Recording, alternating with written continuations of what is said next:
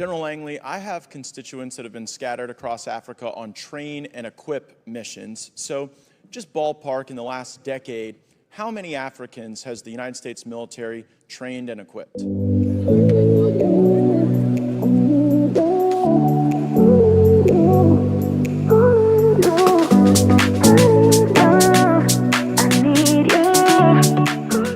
Good morning, good afternoon, good evening. This is PP Elliott. We shall be discussing about something very, very important to the entire Africans. The negative influence of the Western world, especially the Americans, over the African economy. So many coups that have been happening in this continent have been sponsored by the Americans.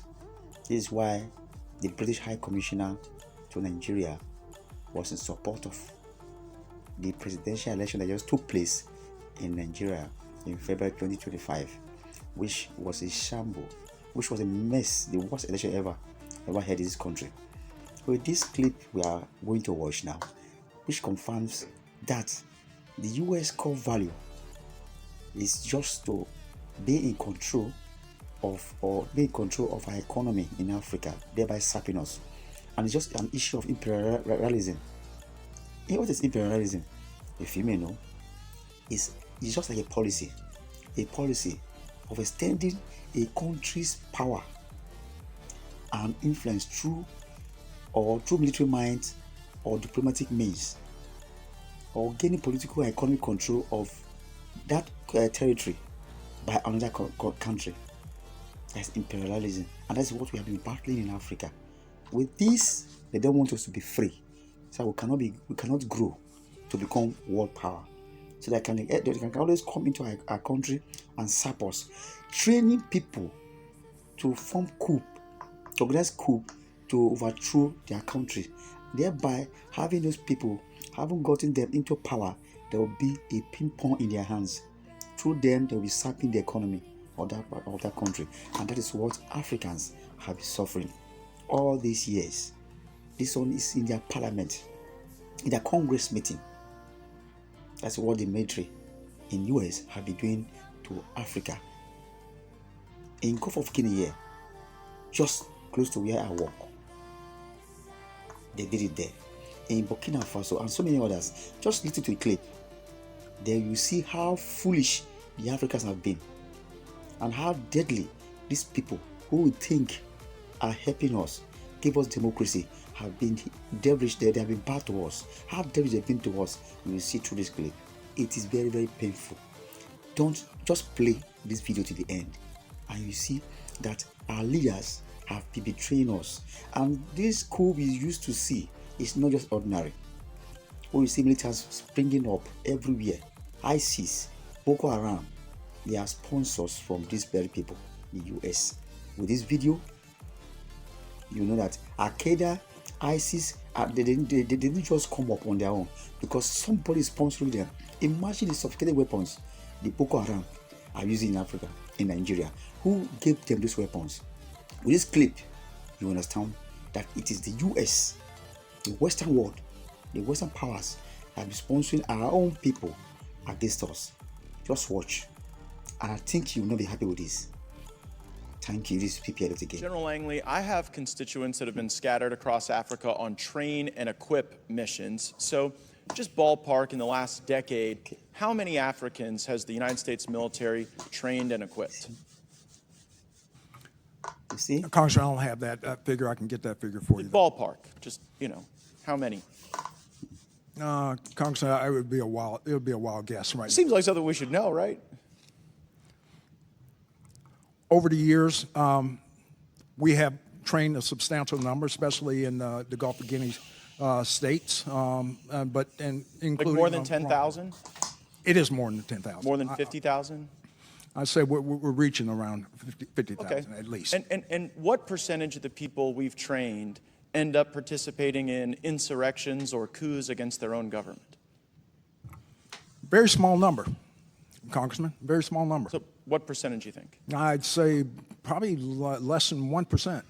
But it does happen. The IMET program is in force, and we've pushed a number a significant number through our schools across the Yeah, and what military data infrastructure. sets do you track to arrive at the conclusion that less than 1% of the roughly 50,000 that we've trained have participated in coups?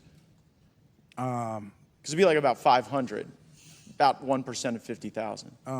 Congressman, you may have that information. I don't at this time, but I know. Well, I know there are some, right? Like go ahead and throw up that image. This is Colonel Mamadou Doumbouya, and this is a photo of him. Did we train and equip him in Guinea? By name, I cannot identify that. Well, that guy in the middle with the big red hat, Colonel Mamadou Doumbouya, that's him with a bunch of U.S. service members outside of our embassy. And just months after this photo was taken in 2021, he led a coup in Guinea and threw out the leader. Does that concern you? Congressman, core values is what we start off with in IMA programs. Do we share stick to core that. values with Colonel Doumbouya? Core values. I will repeat that. Core values. I know, Respect I know. for humanity. Do we share those values with Colonel Doumbouya? Absolutely. In our do? curriculum. He led a coup? We do. Okay, well, that's a very telling answer. In Burkina Faso, did we share core values with the leader that we trained there who led a coup? It's in our curriculum. We Leading stress coups core are in our values. curriculum? We request civilian-led governance. Wait, hold on. Is leading coups in our curriculum? Absolutely not. So Civilian-led, my civilian-led. question is, do we share core values with the coup leader in Burkina Faso who we trained? Holistically, we teach core values with a respect for civilian governance, apolitical, and that's what sticks across a very high percentage in the over 99 percentile. Right? But not everybody. And I wonder how many people it takes to plan a coup. I mean, initially you didn't know how many we trained and equipped. Then you said it was 1%. You had no basis for that 1% number because there's no data set you track. Mr. Chairman, I seek unanimous consent to enter into the record. Another U.S. trained soldier stages a coup in West Africa by The Intercept. Without objection, so ordered. And I further seek unanimous consent to enter into the record. U.S. forces trained the Guinean colonel behind the recent coup in West African country, and this is regard to Guinea. Without objection, so ordered. So I guess the question is, why should U.S. taxpayers be paying to train people who then lead coups in Africa? This is bad. Congressman, our curriculum harvests core values and also to be able to embolden these countries for a representative democracy. But General, that democracy isn't what emerges. The problem is, I know you may have great confidence in what you're teaching, but when two governments have been overthrown, I guess how many governments have to be overthrown by people we train before you sort of get the message that our core values might not be sticking with everyone? Is it 5 countries? 10? We'll continue with our persistence in assuring But do you think it's that they working? harbor democratic norms, democratic values. Just a moment ago, apolitical. you said we shared core values with Colonel Doumbouya. You said that just moments ago in response to my question, and his core value seems to be leading a coup. So I don't think it's stuck. I think we should at least know how many countries we train the coup plotters in. How many is too many? Because clearly 2 is not too many, and I think we could use our resources far more effectively than doing this. You see the reason why the US government and the UK government can never help us over these wrong leaders we have.